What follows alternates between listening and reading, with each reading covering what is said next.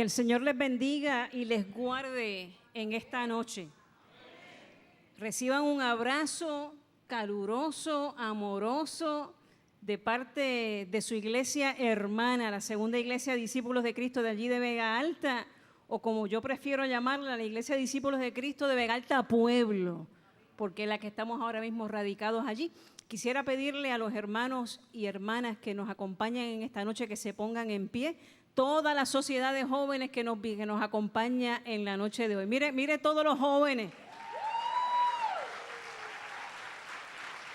Mire esa juventud acumulada.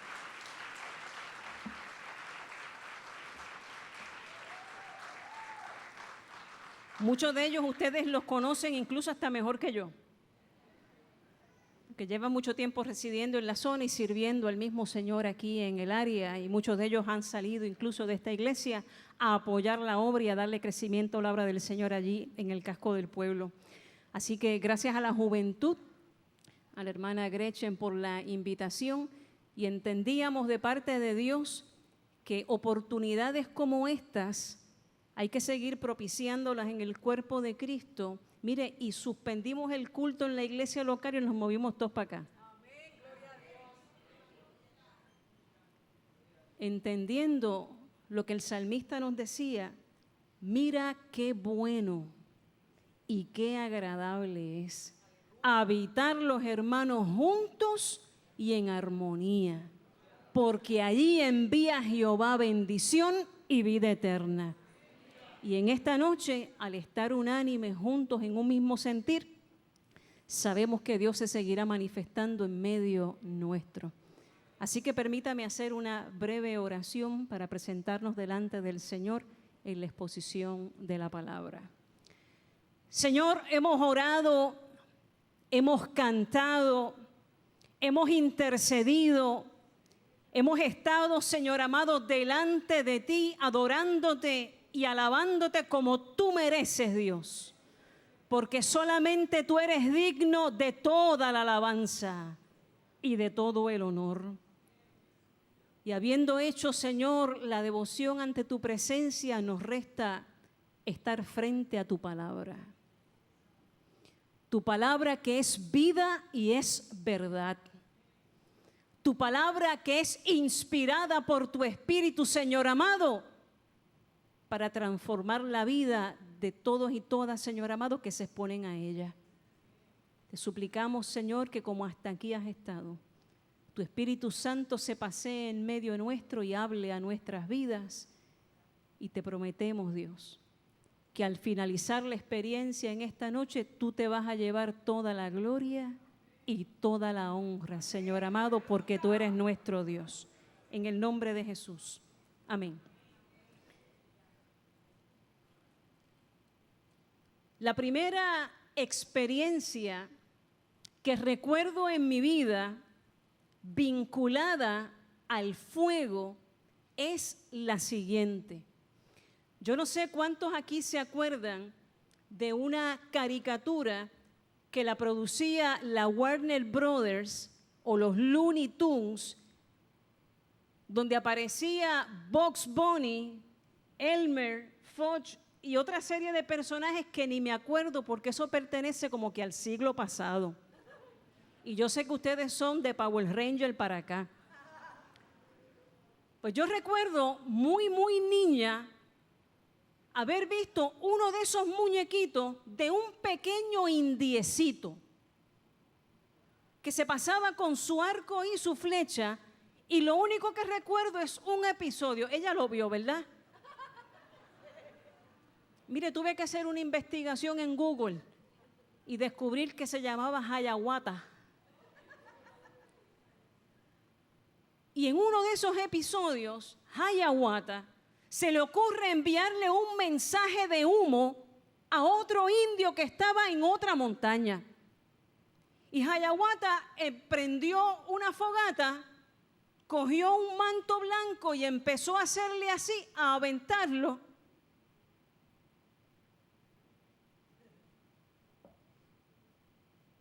Y en la medida que el humo iba saliendo de la llama, eso se iba movilizando Y yo no sé cómo, en el otro lado, el otro indio entendía lo que le estaba comunicando.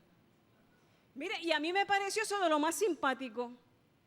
Así que usted imagínese una niña de 4 años que lo primero que hizo fue llegar hasta la cocina. Usted sabe por dónde yo voy, ¿verdad? Y a mí se me ocurrió la genial idea de buscar una cajita de fósforo y prender la hornilla. Y tan pronto como la llama estaba lista y dispuesta, yo agarré el paño de la cocina. Pastora, reverenda, amiga y hermana, yo empecé a hacerle así encima de la hornilla. Y salió humo. Pero era el paño que se estaba quemando. Y el mensaje llegó porque mami salió del cuarto.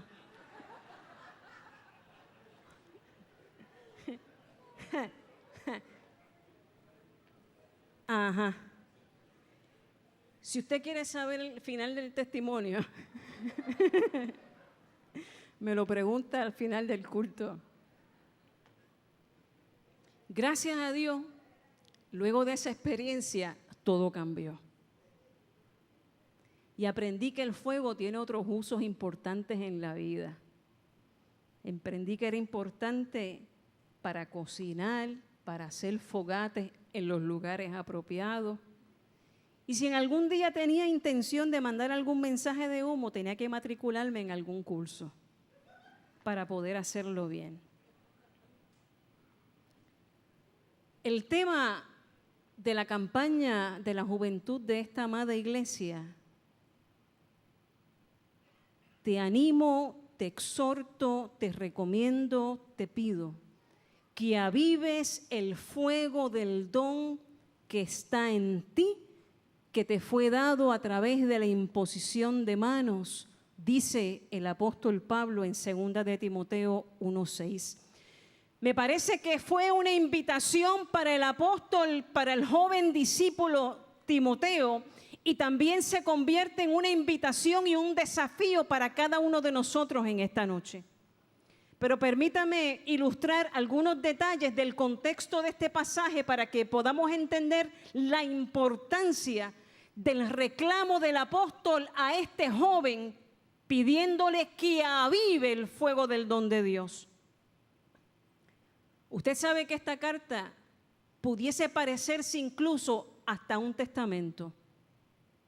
El apóstol Pablo, cerca de la fecha del 67 después de Cristo, se encontraba encarcelado. Y es desde la prisión, y usted va a ver muchas referencias de Pablo hablando de su sufrimiento y de su encarcelamiento. Incluso dice, ya yo estoy próximo a la muerte. Y desde ese escenario de dificultad, de presión en la vida, el apóstol se acuerda de su joven pastor y le escribe no una, 2 cartas. Y en esta segunda le hace el reclamo de que avive el fuego de Dios en su vida. Así que Pablo le está escribiendo cerquitita de su ejecución, pronto a ser mártir de la iglesia. Y le escribe a este joven con quien tiene una relación muy especial. Timoteo, desde muy temprano, acompañaba al apóstol Pablo en sus viajes misioneros. Y junto con este muchacho se encargaron de levantar diversas obras y de sostenerlas a través del acompañamiento, bien fuera yendo o a través de cartas. Por así decirlo, Pablo era el padre espiritual de Timoteo y se sentía entonces en esa responsabilidad de aconsejar a este joven a quien había puesto frente a una obra en la zona de Éfeso. Por lo menos eso es lo que se estipula. El apóstol lo comisiona, lo pone allí, porque ha visto 2 cualidades muy particulares y que son necesarias también en nuestro tiempo. Este joven tiene una fe cristiana sólida. este joven ha recibido instrucción de dos lugares muy importantes. A través de su hogar. ¿Recuerdan cuando él le dice, porque yo me gozo y me alegro contigo porque tienes una fe no fingida que te fue dada por tu madre Eunice y por tu abuela Loida? Mire, y eso es importante destacarlo en esta noche. Porque hay una responsabilidad en nuestros tiempos de que nuestros hogares, nuestras familias se conviertan en centros de transmisión de la palabra del Señor. Si usted y yo estamos aquí, fue porque alguien nos comunicó la verdad del Evangelio. Algunos de ustedes tienen la bendición de haber nacido en hogares cristianos de una tradición muy larga. Otros, Dios nos alcanzó como primera generación cuando Dios me salvó en la Universidad de Puerto Rico para allá, para el 1988, en el siglo pasado.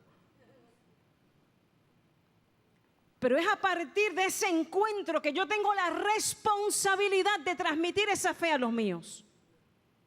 Y que los míos a su vez se la transmitan a los otros en las próximas generaciones. Si usted quiere tener un avivamiento en su vida, procure darle instrucción a sus familiares de lo que usted ha recibido del Señor. Fueron poquitos los amenes. ¿A través de quién va a aprender la gente en nuestras familias y nuestros hogares del Evangelio? De su testimonio y de mi testimonio. Lo segundo que Pablo ve en este joven, oiga, es que fue un compañero de misiones leal. En muchas de las encomiendas donde Pablo estuvo, allí estuvo Timoteo pegadito a él. Por tanto, la segunda parte de la capacitación y el adiestramiento y el entrenamiento y la capacitación de la fe la adquirió directamente del apóstol Pablo, de nadie más y de nadie menos. Y Pablo la había recibido a su vez de hombres y de mujeres que habían tenido encuentros personales con el Señor Jesucristo. Y Timoteo tenía una fe y una experiencia cristiana sólida. Y segundo, era un joven con lealtad. Permítame subrayar esto, porque vivimos en unos tiempos muy complicados, donde muchas veces las personas en busca de algo novedoso en qué creer, se pasan haciendo Christian shopping. Así como vamos a centros comerciales para ver cuál es el especial de día, nuestra generación se caracteriza por estar flotando de lugar en lugar a ver qué encuentran aquí y qué encuentran allá. De la generación de la cual yo vengo en la iglesia de Villa Las Lomas, oiga, no hay quien mueva a aquellos viejitos y aquellas viejitas de aquella congregación. Conscientes de que quien les llevó allí fue el Señor. Y que entraron de pie y salen con los pies mirando al frente. Oiga, qué difícil es la fidelidad y la lealtad hoy día. Y esas cualidades las tenía el apóstol Pablo.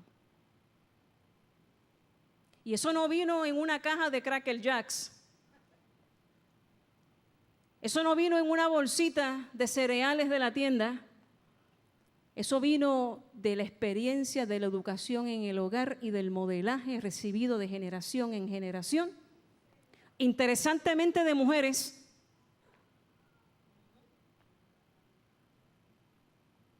Porque según Hechos capítulo 16, verso 1, el papá de Timoteo era una persona que era griega. Y su mamá Eunice era convertida del judaísmo al cristianismo. Que mucho se parece a nuestros tiempos, ¿verdad? Qué similitud en nuestros tiempos y qué gran responsabilidad tenemos las mujeres del Señor en esta generación. Siga haciendo esa obra de instrucción y de modelaje en su hogar. Ese proceso de formación vital es lo que capacitó a Timoteo para encargarse de la obra del Señor. Y yo puedo preguntarle a los jóvenes que nos acompañan en esta noche y en su campaña, ¿a qué obra Dios te ha encomendado? Porque figuro que si han escogido este pasaje es porque tal vez se sienten identificados con este joven llamado Timoteo. Pues permítame decirle que a Timoteo le encargaron una obra. La pregunta es, ¿a qué te ha llamado el Señor? ¿A qué te ha llamado el Señor? ¿A qué te ha llamado el Señor? Porque ese proceso de recibir el Evangelio y de haber sido transmitido esa gracia, oiga, no es para quedarnos con ella. Es para poder compartir ese evangelio de poder con las personas que lo necesitan en nuestros tiempos.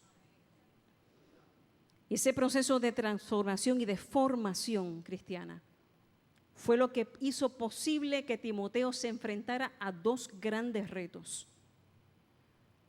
A los retos de afuera y a los retos de adentro. A los retos de afuera y a los retos de adentro.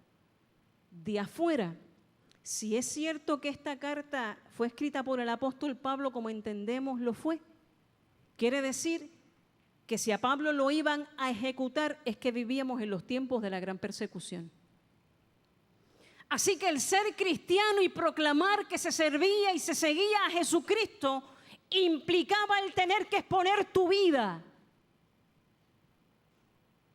El tener la valentía en el Señor de estar disponible para entregar tu vida si se te cuestionaba acerca de tu fe.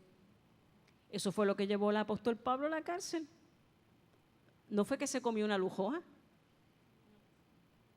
Fue que predicaba que Jesucristo era el Señor. Y eso causaba tremendo dolor de cabeza. ¿Sabe por qué? Porque el emperador entendía que era el Señor. Y en los momentos de definición en la vida, el apóstol dijo, Jesucristo es el Señor, aunque me cueste la vida.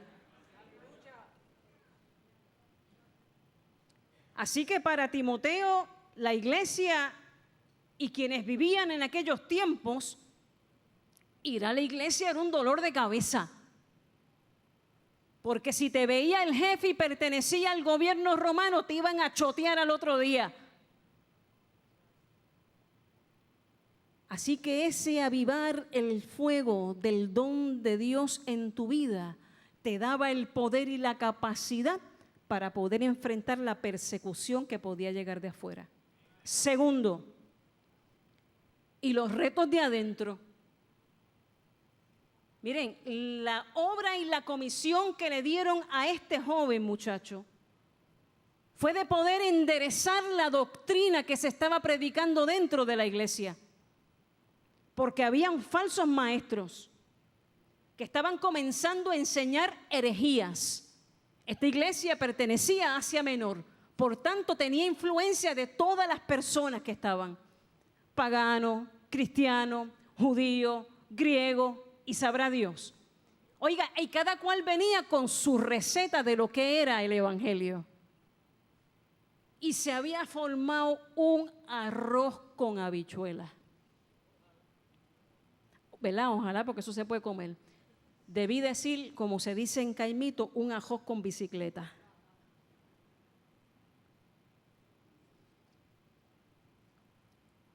Y en ese capítulo 2, usted va a leer que dice lo siguiente. Dice, esfuérzate por presentarte aprobado ante Dios como un trabajador que no tiene nada que avergonzarse y que enseña correctamente a poner en práctica el mensaje de la verdad. Aléjate de los que hablan cosas mundanas y tonterías. Porque esa manera de hablar solo resulta que haya cada vez menos respeto hacia Dios. Su enseñanza, que es fuerte, se propaga como un cáncer.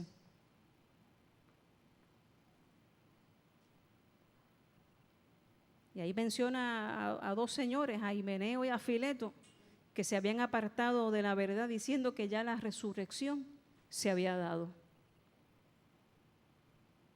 Y en la primera carta usted va a encontrar también que parte de los problemas que estaban teniendo a nivel de la enseñanza y de la doctrina tenía que ver con asuntos de la genealogía.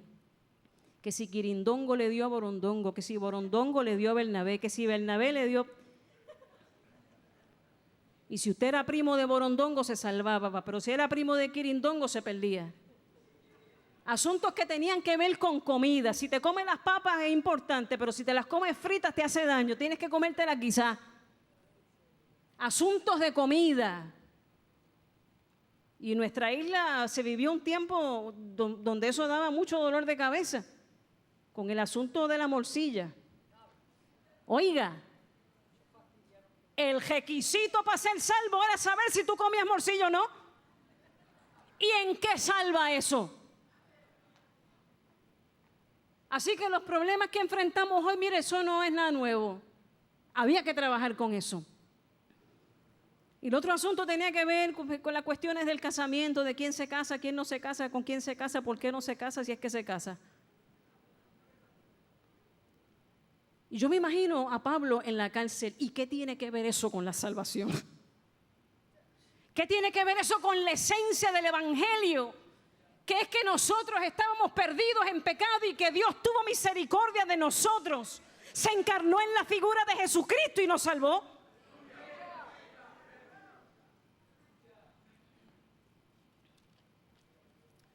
Así que si usted tiene en cuenta la gran tarea que tenía este joven al frente de esta Grey y de su comunidad. Para esos dos tremendos retos, los retos de afuera de la persecución y los retos de adentro, lo que era la verdadera fe cristiana, Pablo le pide a Timoteo que reavive el fuego del don de Dios que hay en él. Iglesia, jóvenes, hermanos, hermanas y amigos, solamente con el poder de Dios, oiga bien, solamente con el poder de Dios, usted puede hacerle frente a los desafíos y a los retos de la vida que vivimos hoy. Solamente con el poder y la gracia de Dios, usted y yo vamos a poder salir sobre adelante en las situaciones. Solo con el poder de Dios mantendremos nuestra fe sólida en Cristo. Una fe sana, buena para poder compartir en la gracia. Solamente con el poder de Dios en tu vida y en la mía podremos hacerle frente a las tentaciones que el adversario nos pone delante. Solamente con el poder de Dios soportaremos la adversidad y el sufrimiento. El sufrimiento parece ser una palabra que no cae bien. Incluso hay iglesias que pretenden negar el sufrimiento y hay una que incluso dice pare de sufrir. Nada más contrario a la realidad que usted y yo experimentamos. Y recordar las palabras de nuestro Señor Jesucristo. En el mundo, ¿cómo es? Mas confiad. Y en la victoria de Jesucristo, usted y yo nos montamos. Y porque Él venció, usted y yo vencemos en su nombre. Pero hay que tener el poder de Dios para hacer eso.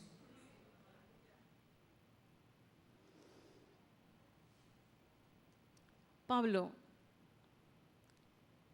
le muestra dos herramientas. El fuego del don de Dios. Dicho de otra manera, el poder de Dios, que es la capacidad para hacer algo. Eso es el poder. La capacidad, la destreza, la habilidad de poder hacer algo, lo que sea. Y ese poder que nos permite a usted y a mí hacer algo, viene del Señor. viene del Señor. Y ese poder produce frutos que son visibles. Tiene frutos que son visibles. Si no, usted va a comprender más adelante que Timoteo le dice, porque Dios no te ha dado espíritu de cobardía, sino de poder, de amor y de dominio propio. Y eso son cosas que son visibles. Una persona que está avivado en el fuego del don de Dios es una persona que se enfrenta a la vida con el poder de Dios. Está llena del amor de Dios y es capaz de ejercer el dominio propio. Y eso no se imita, eso no se copia, o se tiene o no se tiene. Y la tenemos solamente por la gracia de nuestro Señor Jesucristo. El poder de ese don de Dios que le piden a Timoteo que lo avive. Segundo, dice en ese versículo 13 del capítulo 1, sigue la enseñanza que te di como ejemplo, pues conduce a la vida recta. Manténla con la fe y el amor que tenemos como seguidores de Jesucristo. El testimonio. Poder sin testimonio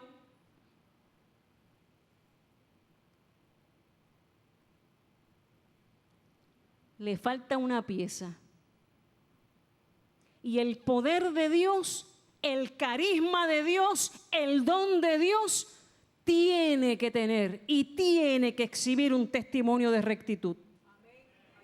Un testimonio de integridad. Un testimonio de verdad.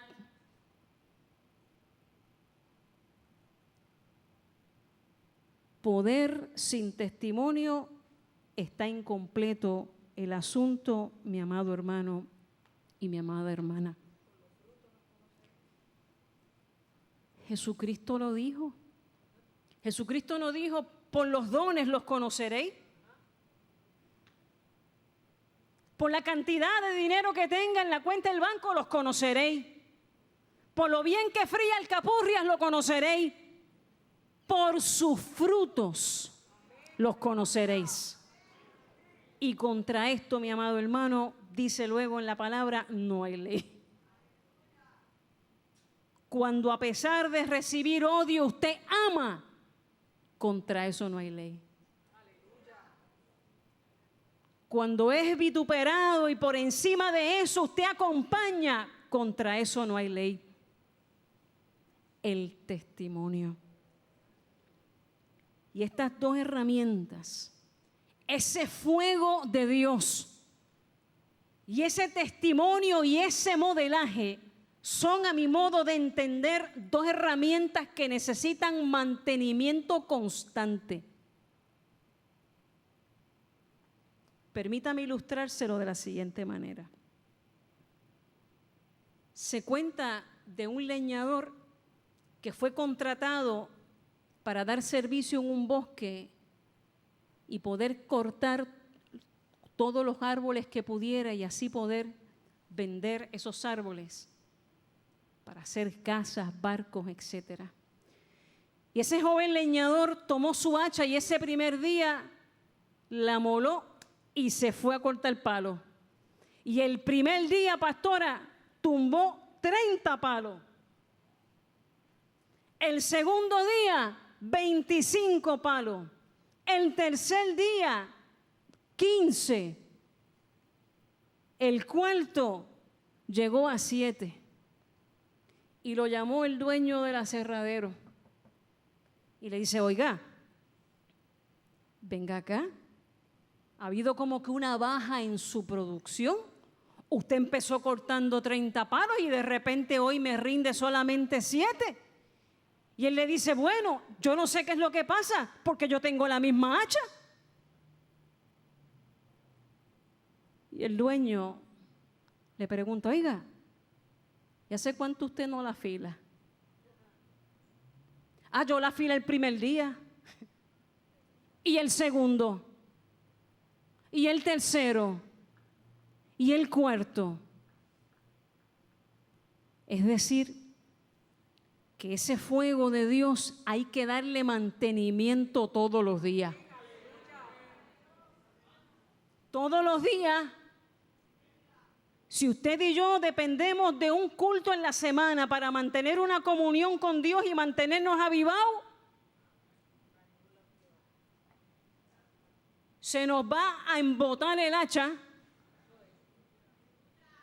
Todos los días, Señor, vengo ante tu presencia. Examina mi vida. Verifica si en mí cosas que corregir. Señor, ahora te presento a mis hermanos. Te presento al mundo que no... Y usted siga afilando eso. Todos los días. Todos los días. Y la lectura de la palabra. De una forma consistente. Consistente. Es todos los días y en orden. Primeras veces que yo empecé a buscar en la Biblia, recién convertida en la universidad, parecía más que estaba pendiente del horóscopo que otra cosa. Señor, esta es tu palabra, yo te pido que tú me hables. Y ahí donde caía el dedo. Señor, al otro día, pues donde caiga. Hermano, y así no se puede crecer en el Evangelio.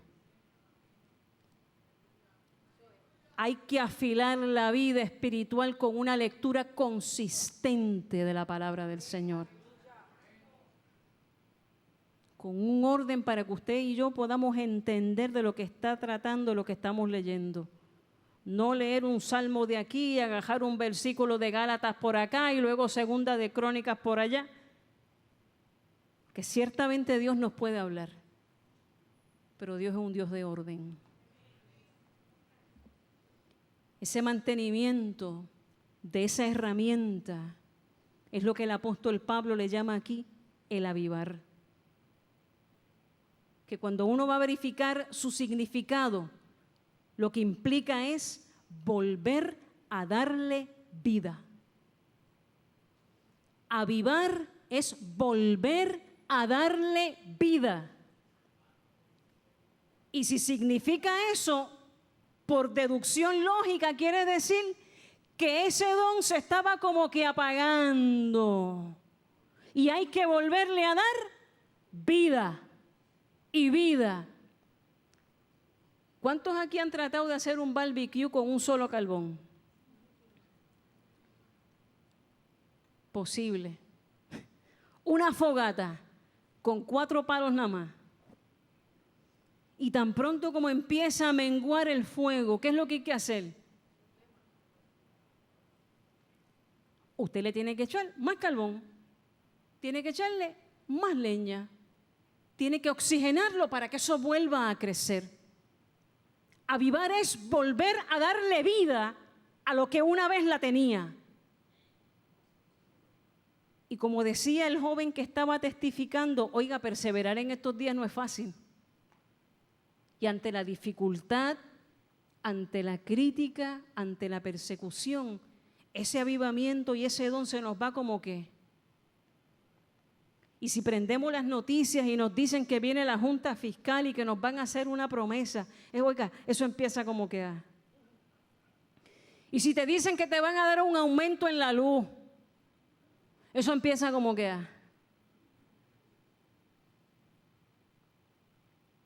Y hay que avivar nuestra fe en el Señor Jesucristo. Permítame darle algunas formas muy interesantes de avivar. Uno puede avivar un fuego o puede calentar algo que necesite fuego a través de un microondas.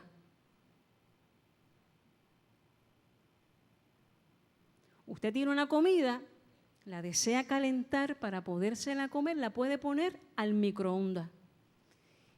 y vienen unas ondas particulares que mueven las moléculas y por encima superficialmente esa comida está caliente. Pero cuando usted empieza a comer y chequea adentro, está fría. Por encima está caliente, pero por abajo está yerta.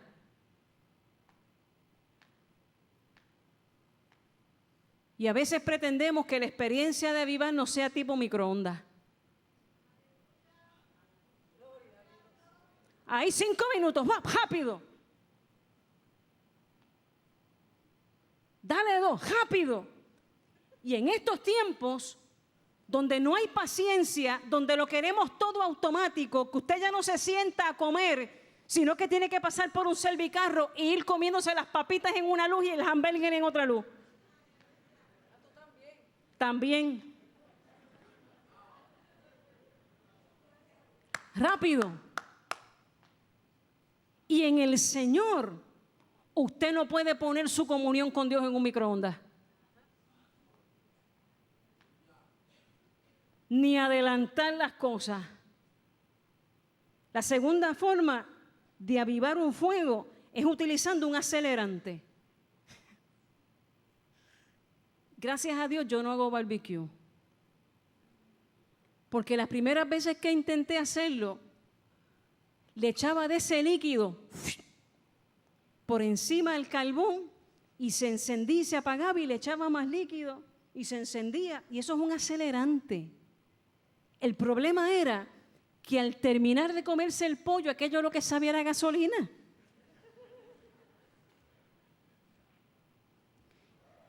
Mano, no hay atajos para avivar nuestra relación con el Señor. Déjame coger esto por aquí, déjame revisar esto por acá, déjame tratar de acelerar la cosa. No funciona así. No funciona así.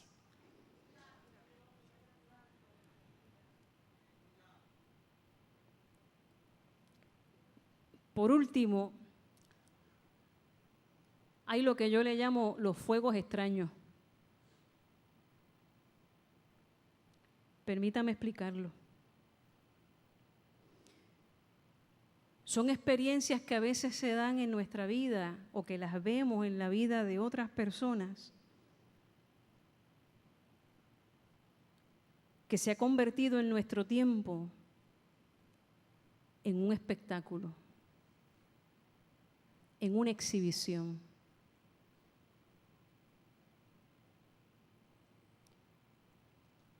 En un momento dado, dentro de mi desarrollo como mujer evangélica, una persona, una pastora, fíjese, trató de orar por mí para que yo recibiera el don de lengua. Bueno, yo con dificultad hablo español y hablo inglés porque nací en el Bronx. Y usted sabe lo que aquella persona con falta de entendimiento hizo. Después de estar como 2 horas encima de mí y yo diciendo, bueno,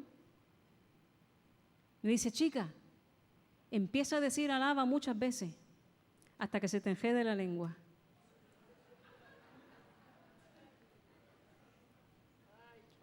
Y yo llevaba 3 años en el Evangelio.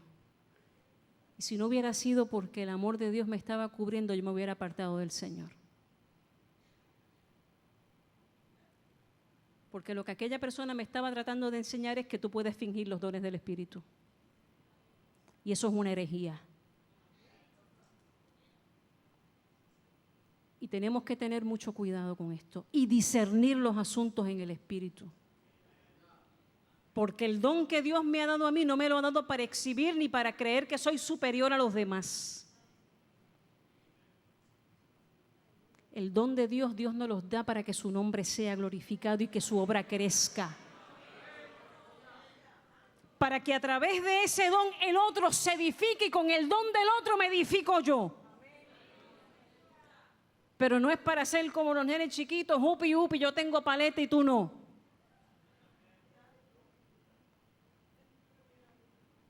Pastora, tal vez después de esto usted no me vuelve a invitar a predicar. Oiga,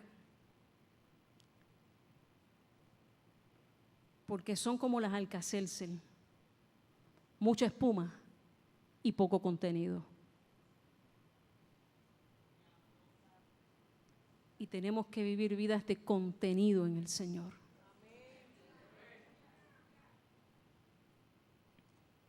Dios, a través del apóstol,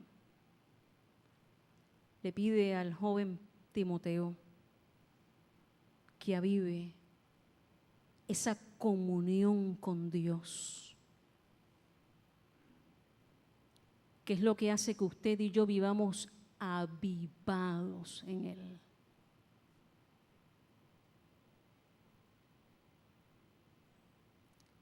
Me parece que fue uno de los pastores Santana, no Benjamín, sino el otro de la iglesia de Comerío, Florentino. Gracias. Florentino Santana en una ocasión le preguntara que qué era el avivamiento, qué era el estar avivado. Y él decía, uno vive avivado cuando sabe para lo que Dios lo llamó y lo hace. Uno vive en avivamiento cuando usted y yo entendemos que la gracia de Dios nos ha alcanzado, nos limpió de nuestros pecados, nos santificó y nos capacitó y tuvo la misericordia de llamarnos a servirle.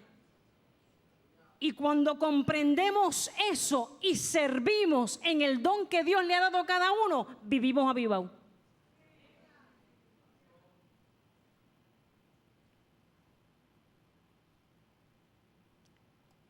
Le tomé prestada a la iglesia, la de allá, no la de acá, un externo, para poder ilustrar lo que para mí es un fenómeno de nuestros tiempos. Y es que como cuerpo, como iglesia, vivimos como fuegos aislados. Yo prendo mi externo, aquí yo tengo el fuego controlado y el otro que está al lado, si tiene externo bien y si no, también. Y es porque nuestra sociedad nos empuja al individualismo. Y eso atenta contra los valores del reino de Dios porque Dios nos llamó a vivir en comunidad. Y para que mi fe, mi servicio, tu fe, no sea vivida a manera de externo, sino que rompamos el externo y que el fuego de Dios que haya en ti toque al hermano que está aquí. Y el fuego de Dios que está en ti toque al que está en la parte de atrás. Y que todos los fuegos que Dios ha repartido y derramado en este lugar, al salir por esa puerta, hagan lo que la palabra fuego en el Nuevo Testamento implica. La palabra fuego significa, por un lado, literalmente eso, fuego. Por otro lado, otra acepción de la palabra es rayo y relámpago.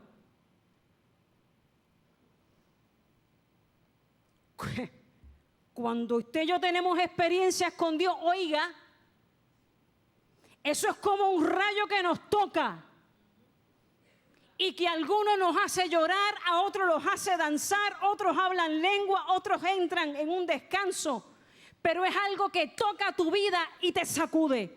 Es como un rayo. Ahora, ese rayo también se tiene que convertir en un relámpago. Debe tener la capacidad de alumbrar a otros y a otras.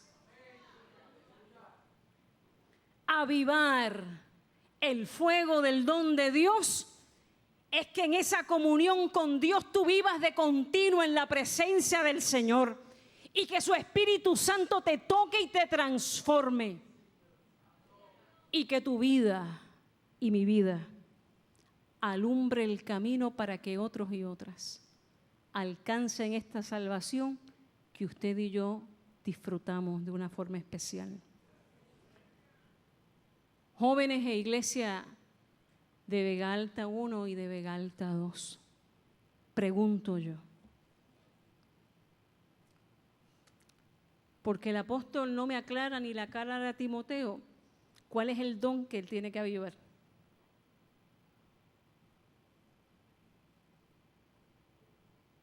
Aviva el fuego del don. ¿Qué don?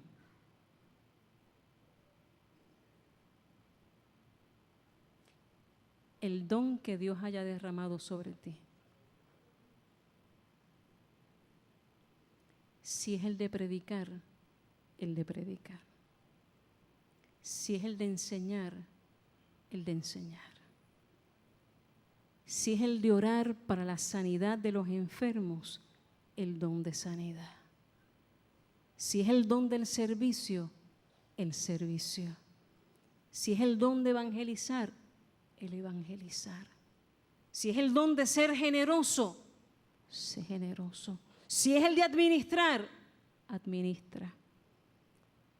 Lindo saber que la carta de los Efesios dice que Cristo subió y derramó dones en todos los hombres y las mujeres de Dios en la iglesia. En todos y en todas.